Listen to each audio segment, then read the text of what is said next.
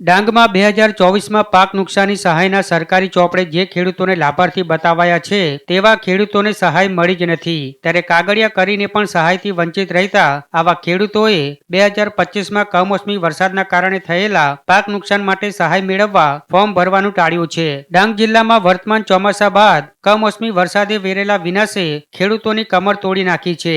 ઊભા પાક પર ફરી વળેલા વરસાદી પાણીએ ખેડૂતોને બેહાલ કરી દીધા છે, ત્યારે સરકારી સહાય માટે શરૂ થયેલા સર્વેમાં પણ ખેડૂતો પોતાની અરજી કરવાનું ટાળી રહ્યા છે, જેનું મુખ્ય કારણ 2024માં થયેલા નુકસાનની સહાય આજ દિન સુધી તેમને મળી નથી તે છે.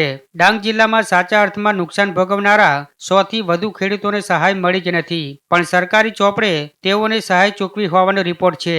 જોકે એવા કેટલાય ખેડૂતો છે જેમને સરકારી ચોપડે તેમના ખાતામાં સહાય ચૂકવાઈ ગઈ છે, પણ તેમના ખાતામાં કોઈ સહાય આવી નથી. ત્યારે ખેતીવાડી અધિકારીએ આ સમગ્ર મામલે નિવેદન આપતા જણાવ્યું છે કે અસરગ્રસ્ત ખેડૂતોને સહાયના પૈસા સીધા તેમના ખાતામાં જતા હોય છે, છતાં જો કોઈ ખેડૂતને પૈસા નથી મળ્યા તો તેઓ કચેરીએ આવી ફરિયાદ કરી શકે છે.